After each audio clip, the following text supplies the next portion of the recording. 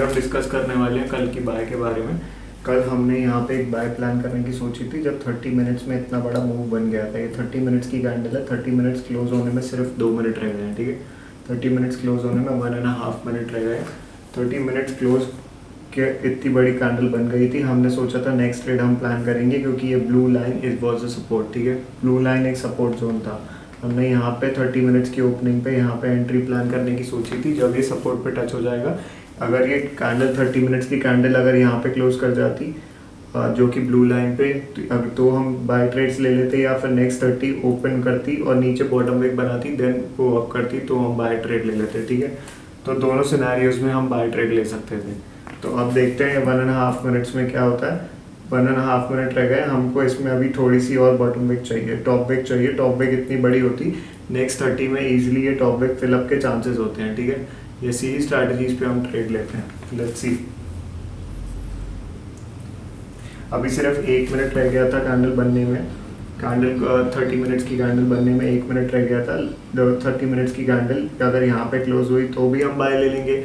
अगर next 30 minutes की candle open with bottom वेक हुई तो भी हम बाय ले लेंगे, क्योंकि ये विक फिल होने के चांसेस बहुत ज़्यादा है नेक्स्ट 30 में, क्योंकि आर्ली इतनी बड़ी आर्ली पुश कर रही है। 30 मिनट्स में कम से कम 350 पिप्स का मूव आ गया था। ये कैंडल 350 पिप्स की मूव थी, ठीक है। हमने यही सोचा था कि ये कैंडल अगर इस ब्लू लाइन पे क्लोज हुई तो हम यहाँ पे एक बाय ट्रेड उठा लेंगे। This top wick last 30 minutes top wick will be our TP, okay. अब देखते हैं जैसे ही 30 मिनट्स क्लोज हुई यहाँ पर ही एग्जैक्ट जो हमको पॉइंट चाहिए था वहीं पर ही 30 मिनट्स क्लोज हुई है। तो हमने यहाँ पर ही एक बाय ट्रेड उठाई है। अभी you can see the profits here. See zero drawdown के साथ में वो ट्रेड रन हुई यहाँ से लेके यहाँ से हमने सपोर्ट पे बिल्कुल बाय उठाई थी।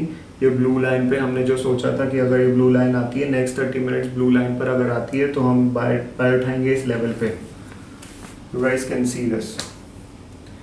और जैसे ही ये ट्रेड 20 पिप्स ऊपर हुई हमने ब्रेक इवन एसएल लगा दिया। तो हमारे कोई भी रिस्क नहीं था पॉकेट पे। ये जो पूरा ब्रेक इवन, ये जो पूरा रिस्क था, अब फिर कॉस्ट पे ही हमने अपना एसएल लगा दिया। अब कोई भी रिस्क नहीं था हमारे टेबल पे। या तो मिलता, या तो टारगेट मिलता, या फिर ब्रेक इवन हिट होता। Nothing will go from our pocket, okay. हम यही स्ट्रैटेजीज पे काम करते हैं कि ट्रेड कम से कम हो और हाईली प्रॉफिटेबल ट्रेड्स हो। You can see this. ये टारगेट लगा दिया था हमने ऊपर ब्रेक द हाइस का, लास्ट 30 का ब्रेक द हाइस, और पूरा टारगेट अचीव भी हुआ। इसमें 3 चीज़ें देखने वाली हैं, क्योंकि इतनी बड़ी कैंडल क्लोज करी है 30 मिनट्स में। 30 मिनट्स में इतनी बड़ी कैंडल क्लोज करी है लास्ट 30 मिनट्स में, इजी चांसेस है। ये थी 30 minutes, you guys can see this. ये 30 मिनट्स कैंडल क्लोज हो गई थी, लास्ट 30 मिनट्स कैंडल क्लोज हो गई थी। यही मैं आपको बता रहा था। यहाँ पे अगर ये ब्लू लाइन पे टैप करती है कैंडल, नेक्स्ट 30 मिनट्स आके बॉटम विक बनाती है इस एरिया पे, तो हम बाय ट्रेड प्लान कर लेंगे। और इसने एग्जैक्टली वही लेवल पे टैप किया। हमने यहाँ पे बाय उठाया। हमारा टारगेट क्या था यहाँ पे रिस्क ऊपर का, और हमने यहाँ कहीं पे अपनी ट्रेड रिस्क फ्री बना दी थी। अगर इसको नीचे भी जाना होता, अगर इस कैंडल को नीचे भी जाना होगा ना, तो ये ऊपर ब्रेक द हाइस करके नीचे जाएगा, क्योंकि मार्केट स्ट्रेट लाइन में मूव नहीं करता। Market works in a ladder way, okay. और यहाँ बॉटम विक थी नहीं, तो इतनी बड़ी मूव 350 पिप्स का मूव आया था लास्ट 30 मिनट्स में। नेक्स्ट 30 मिनट्स की हमारी प्रोबेबिलिटी थी कि इसके पुराना हाई तो तोड़ेगी, तो हमने उस बेसिस पे ट्रेड लिया। इसमें 3 चीज़ें थी हमारी। रिस्क मैनेजमेंट, ठीक है। Probability of winning is much higher in this trade, because last 30 का मूव बहुत ही बड़ा था और इतनी बड़ी टॉप विक छोड़ के गई थी। तो हमारी स्ट्रैटेजीज यही कहती हैं कि अगर टॉप विक छूटे तो नेक्स्ट 30 में या फिर आर्ली में, तो it will be easier to cover the top wick. ये टॉप विक तोड़ने की चांसेस ज़्यादा थे, क्योंकि अगर इस कैंडल को अगर बियरिश भी जाना होगा तो इसको यहाँ पे कहीं पे इसका टॉप विक तोड़ के यहाँ पे नया हाई लगा के फिर ये बियरिश फ्लिप करेगी। बट अभी इसने जीरो ड्रॉडाउन में यहाँ पे जहाँ में हमने सपोर्ट प्लान किया था वहीं पर ही सपोर्ट बना, और ये पूरा सा हाइस जो हमने टारगेट का, हमारा टारगेट सिर्फ यही था और ये बहुत ऊपर गई थी।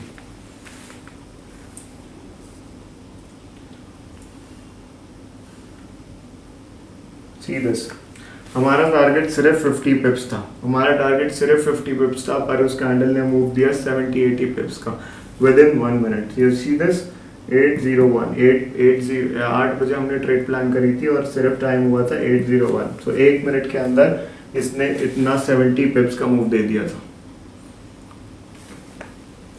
ये 1 मिनट की ट्रेड थी, पर हमने इस ट्रेड के पीछे बैठे थे हम 2 घंटे से, तो that's why we won in this trade.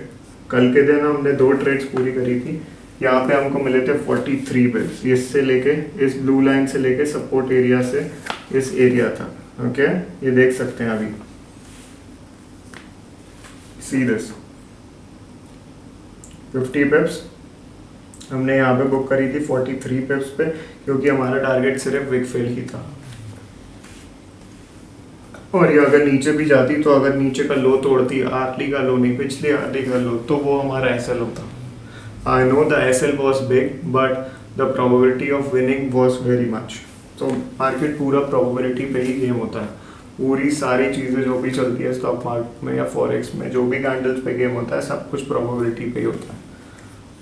कल हमारी ये फर्स्ट ट्रेड थी जो कि हमें देखी गई थी 43 पिप्स इन अ bye.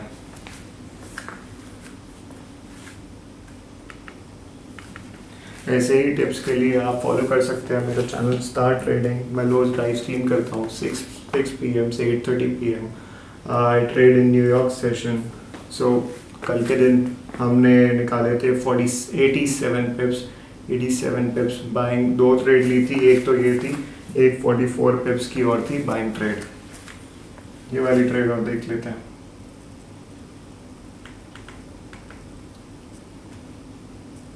See this, I plan again, वो वाली 1 आवर क्लोज कर रही थी, वो वाली 1 आवर क्लोज कर रही है। ये दूसरी ट्रेड है, ठीक है। इसके बाद हमने दूसरी ट्रेड भी ली थी, ये वाली पूरी ये 30 मिनट्स पे, जहाँ पे हमने यहाँ पे ट्रेड ली थी, पुरानी वाली ट्रेड यहाँ पे थी, और वो इतना बड़ा मूव दे के गई थी। हमने तो सिर्फ इतना सा कैप्चर किया, but it given me this much पिप्स।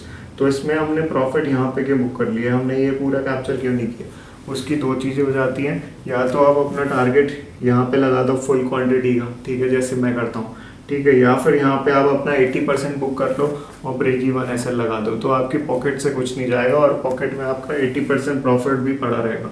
तो आप पूरा इतना बड़ा बिग मूव के लिए कर सकते हो, ठीक है। सेकंड ट्रेड भी हमने यही ली, इसने इतनी बड़ी टॉप विक छोड़ी, ठीक है, रेंज के ऊपर क्लोजिंग दे दी। ये इसके पुरानी रेंज है, इसने रेंज के ऊपर क्लोजिंग भी दे दी, ठीक है, इसने क्लोजिंग भी दे दी इस रेंज के ऊपर। आर्ली बेसिस पे करी थी, सेम कैंडल बनी थी आर्ली में विद अ टॉप विक। इतनी बड़ी आर्ली क्लोज कर गई थी उस टाइम पे, इतनी बड़ी आर्ली कैंडल क्लोज कर गई थी उस टाइम पे, टॉप विक छोड़ के गई थी, ठीक है। टॉप विक उसने छोड़ा, इतनी बड़ी टॉप विक बनाई। अब यहाँ पे हमने ओपन पे ही एक बाय क्वांटिटी उठा ली, क्योंकि ये भी यहाँ पे विक फिल करने की प्रोबेबिलिटी भी ज़्यादा थी, ठीक है, विक फिल करने की प्रोबेबिलिटी भी ज़्यादा थी। अब यहाँ इस केस में क्या हुआ, खुलते से ही कैंडल नीचे आई, ठीक है, खुलते से ही कैंडल नीचे आई, तो हमारी अपॉर्चुनिटी जीतने की और बढ़ गई। पता है कैसे, क्योंकि अगर नीचे से ही आ रही है और टॉपिक भी नहीं लगा रही है, अगर यहाँ पे इतनी सी टॉपिक बना के फिर नीचे आती तो हमारी प्रोबेबिलिटी ऑफ विनिंग विल भी कम हो जाती है हमारी, ठीक है। पर यहाँ खुलते से ही कैंडल नीचे आई, तो हमने एक तो बाय यहाँ पर उठाई ओपनिंग पे ही, ठीक है, ओपनिंग पे ही एक बाय उठाई। सेकंड बाय उठाई हमने इस लेवल पे, जो कि हमारी एंट्री आई नहीं थी, पर हमने ऑर्डर लगा के छोड़ दिया था। ये एक सपोर्ट जोन था, ठीक है, ये वाला एक सपोर्ट जोन था। फिर यहाँ तक नीचे आई बॉटम पिक लगाने, बिना टॉप पिक के, बिना कोई भी टॉप पिक नहीं थी इसकी स्टार्टिंग में, इसने बॉटम पिक लगाने आई नीचे। हमने यहाँ पे एक बाय और उठाने की सोची थी, पर बाय हमारी आई नहीं वो, ठीक है। फिर हमने वेट किया ये कैंडल फ्लिप होने का, कैंडल फ्लिप हुई, जैसे ही हमको यहाँ पे $100 देखे, हमने ब्रेक इवन ऐसे लगा दिया।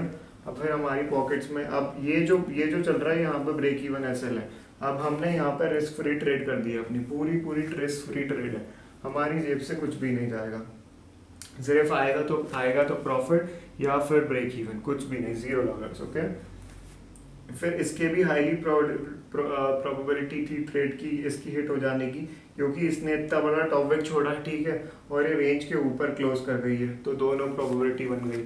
और हमने वहां पर ओपनिंग पे ट्रेड क्यों उठाई थी, क्योंकि पिछली वाली कैंडल नहीं देखी थी हमने 30 मिनट्स में, वो खुलते से ही ऊपर गई थी विद 0 ड्रॉडाउन। इस कैंडल में हमको ड्रॉडाउन मिला था, पर हमारा एडवांटेज और बढ़ गया था। अगर यहाँ पे एक बार आती है कैंडल, तो फिर हम ये वाली बाइस भी ले लेते, अगर ये वाली बाइस लेते और ऊपर की तरफ क्लोज करते तो डबल प्रॉफिट होता, ठीक है।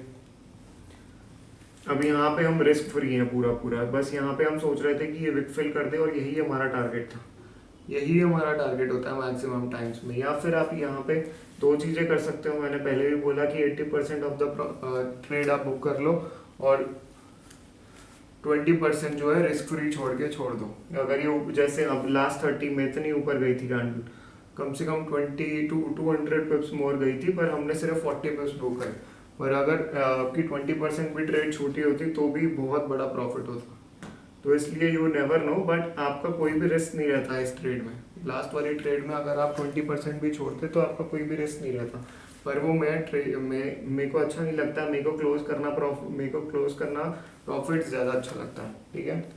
तो ये वाली सेकंड ट्रेड थी। You guys can see here, first trade we got 43 pips, second trade we got 44 pips. ये 30 मिनट्स टाइम फ्रेम में ली थी, ये 1 आवर टाइम फ्रेम में ली थी, ठीक है। दो ट्रेड्स आई थी कल। एशियन सेशंस में कोई ट्रेड हम लेते नहीं है, सिर्फ हम न्यूयॉर्क सेशन में ट्रेड करते हैं, okay. You guys can add me on YouTube and Insta too. My Insta is in the bio. So see you on the live stream, guys.